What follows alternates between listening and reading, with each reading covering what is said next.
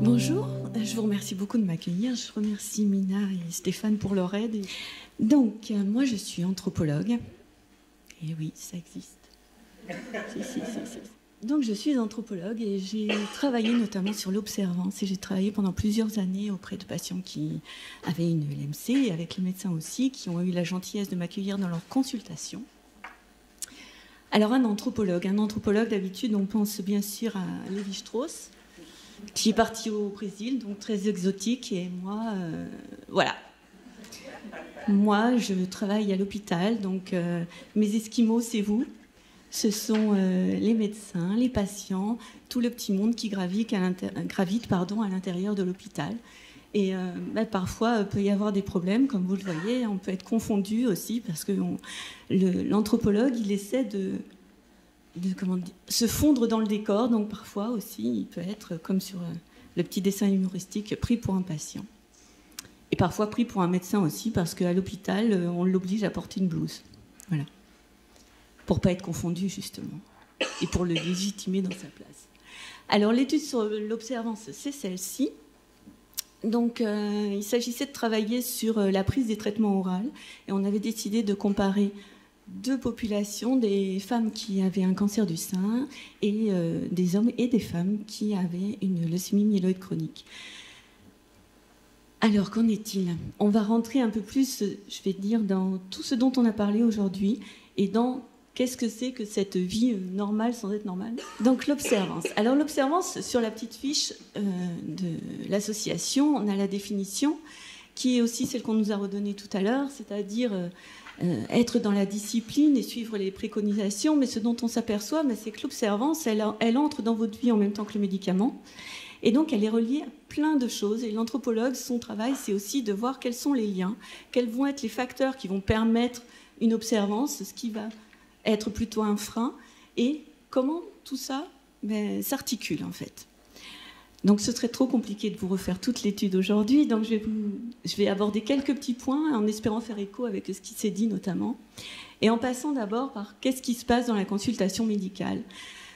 Donc, effectivement, les médecins vous disent de reprendre une vie normale, ce qu'on entend bien tous, ce qui est difficile. Et ça, c'est, on va dire, une normalisation du discours, ce que nous, on appelle une normalisation du discours, et qui est présente en cancérologie en général, et pas seulement dans le cadre de la LMC. C'est-à-dire, quand on arrive à un moment du traitement où, justement, on ne vient plus à l'hôpital, on passe dans de l'ambulatoire, alors les médecins ont une tendance à parler de vie normale. Mais effectivement, qu'est-ce que c'est et comment s'inventer une vie normale avec le traitement? D'accord? Donc moi, j'ai la chance d'avoir eu en anthropologie, on va chez les gens. Donc moi, les patients m'ont accueilli chez eux. Et certains m'ont fait passer des jours chez eux. Donc j'ai pu voir et écouter aussi comment se passe la vie. Pas seulement le patient, mais aussi sa famille, son entourage, ses amis. Alors, restons dans notre consultation.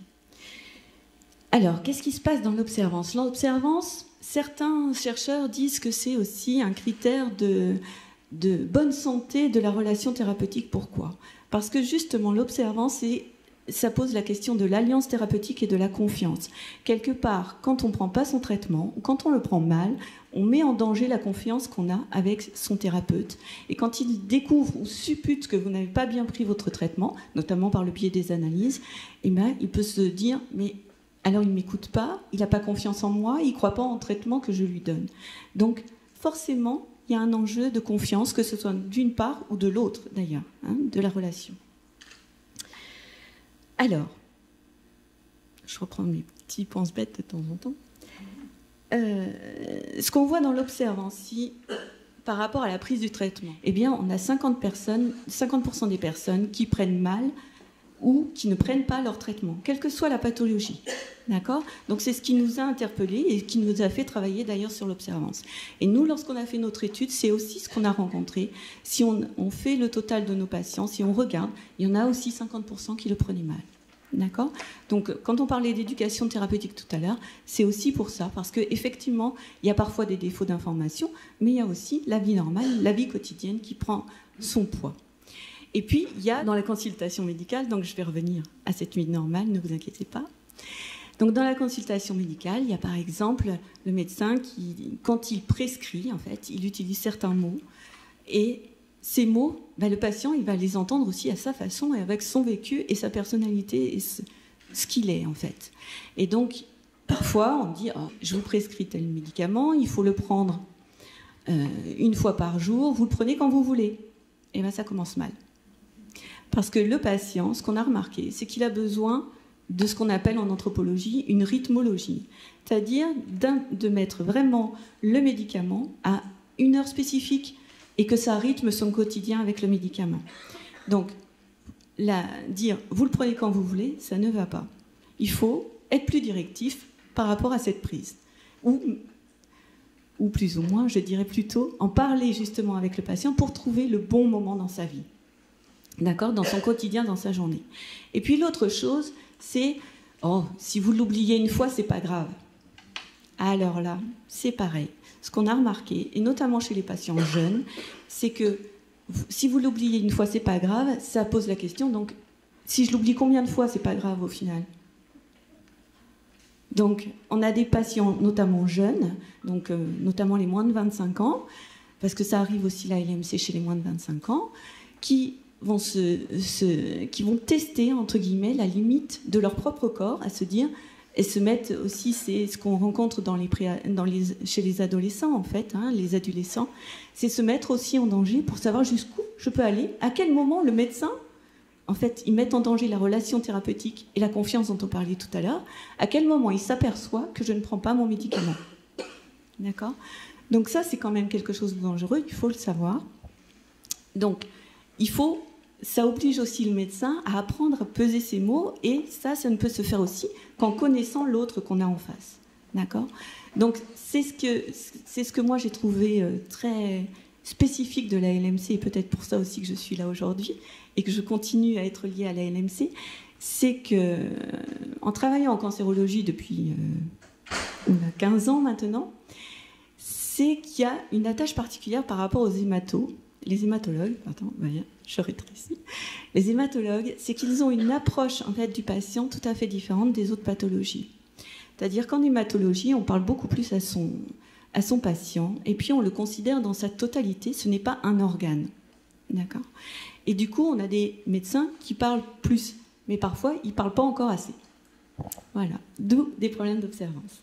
Alors j'embraye, il y aurait beaucoup de choses à dire, mais on n'a pas trop de temps. Donc, on va rentrer à l'intérieur de la vie normale. Alors, quand on prend un être humain, eh bien, il a plusieurs enveloppes, ce que nous, on appelle des enveloppes socioculturelles. Et dans ces enveloppes, on va en voir 3. La première,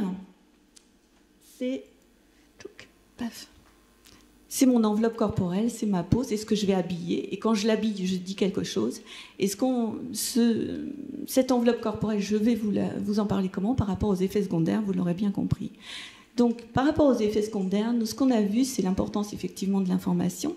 Mais aussi, ce qu'on voit, c'est que quand le médecin va prescrire le traitement, il a une obligation légale de vous lister les effets secondaires qui sont attendus et qui vont avec le traitement. D'accord ? Donc, pour le patient, en fait, la plupart du temps, ces effets secondaires, ils vont être attendus. Et le patient qui n'a pas d'effets secondaires se dit, mais alors il est efficace ou il n'est pas efficace, le traitement ?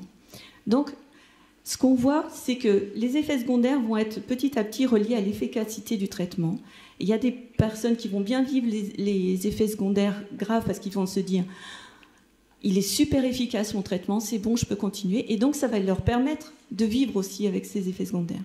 Et puis il y a d'autres personnes qui ne vont pas avoir ou peu d'effets secondaires et eux vont être plus en danger parce que justement ils attendent les effets secondaires. Donc là aussi, comme on parlait d'éducation thérapeutique du patient, mais il y a aussi une éducation thérapeutique du médecin, justement, donc les recommandations ou on va dire partager cette étude, c'est aussi permettre aux soignants d'entendre l'autre côté, d'entendre qu'est-ce qui se passe dans la vie du patient et comment il appréhende les effets secondaires. Alors pour gérer ces effets secondaires, on a vu il faut être bien informé, il faut avoir des patients experts qui vous permettent de partager. Et puis, on l'a dit tout à l'heure, il y a aussi des patients qui ne vont pas dans les associations.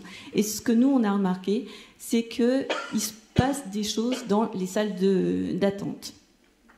Et ça, c'est ce que nous, on appelle les cocoon communities. C'est-à-dire que vous avez des rendez-vous tous les mois avec le même médecin. Et ce qui se passe, c'est que souvent, ce sont toujours les mêmes patients qui se retrouvent.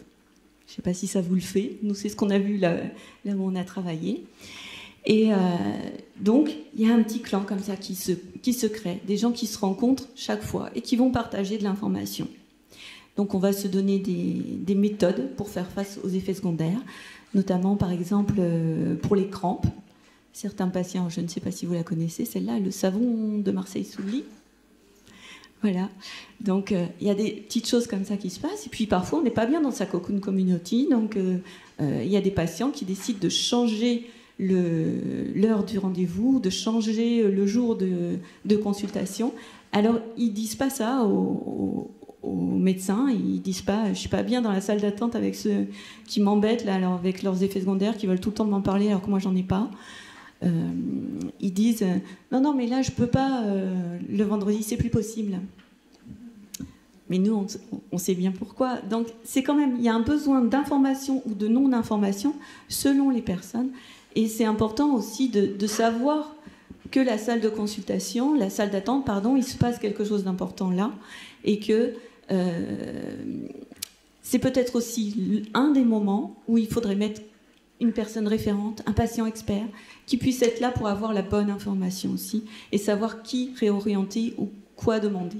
Et puis c'est aussi l'occasion de dire aux patients, cette question-là, c'est pas à moi qu'il faut la poser, c'est au médecin. Parce que parfois, parce que nous, comme on est dans les deux endroits, mais j'ai 5 minutes. Le patient, il parle beaucoup avec d'autres patients, mais il ne va pas parler au médecin. Donc ça aussi, c'est problématique. Je passe donc au suivant. Alors, cette enveloppe-là, c'est quoi? C'est l'habitation. C'est le cocon familial, l'entourage. Donc on en a parlé déjà un peu. Il y a beaucoup de choses qui s'y passent dans cet entourage. Le problème, on en a parlé tout à l'heure, monsieur l'a abordé, c'est soutenir ce qu'on a... J'aime bien le mot anglais qui est to support, qui est à la fois soutenir et aider, en fait, et qui a une notion de soutien beaucoup plus importante qu'avec le terme français, je trouve. Et ce qu'il faut savoir, c'est que parfois, la famille, c'est une aide, mais c'est parfois aussi un poids pour le patient, quand on arrive notamment dans la chronicité. C'est-à-dire que ça peut être une aide dans le sens, comme le disait madame, j'ai des alarmes qui me disent « prends ton médicament », mais il y a aussi certains patients, et on a remarqué notamment les hommes, qui ne supportent plus qu'à la fin, on leur mette le petit comprimé à côté de l'assiette ou qu'on leur dise « Eh oh, t'as oublié ton médicament ». Donc, effectivement, c'est une autonomie. C'est aussi inclure la famille dans la gestion du traitement, mais jusqu'à quel point, et ça, c'est compliqué. Savoir la bonne limite, jusqu'où, quand être dans l'aide, justement. Et quand aussi savoir demander de l'aide.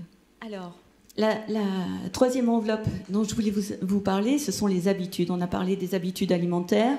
Ce qu'on voit, c'est dans la chronisation, comme je vous le disais tout à l'heure, ce qui est important, c'est la rythmisation, la banalisation, qui peut être à la fois négative comme positive.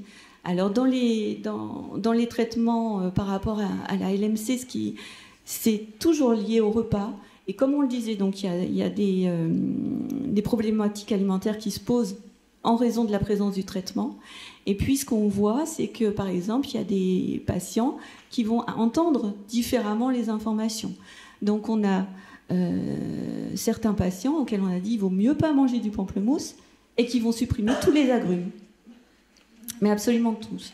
Donc, ou alors qui vont se dire bon, alors, il faut que je supprime tous les fruits.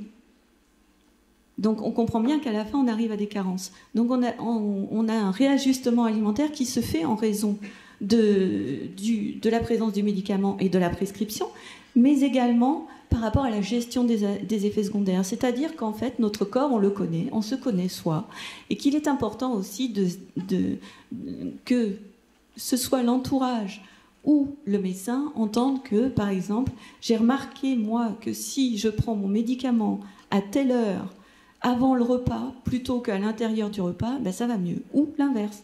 Ou si je mange de l'huile d'olive, ça ne va pas avec mon médicament. Vous voyez ? Donc après, c'est à chacun de s'adapter et de faire avec. Et je suppose que vous faites avec votre traitement. Ce que je n'ai jamais retrouvé dans d'autres pathologies, en leucémie myéloïde chronique, c'est qu'on a des patients citoyens, extrêmement citoyens, parce qu'on a un traitement qui coûte cher. Et donc, il y a beaucoup de patients qui disent c'est un devoir social de le prendre, parce qu'il y a des personnes qui ont accepté de participer à des essais cliniques pour que moi j'ai ce traitement-là, parce qu'il coûte cher et que si je ne le prends pas, j'augmente le trou de la Sécu, voilà, etc., etc. Donc, un devoir social de le prendre. Et ça, c'est quelque chose que les médecins avaient bien compris et certains, justement, appuient aussi sur ça pour permettre aussi d'aller vers l'observance. Voilà. Je vous remercie de votre attention.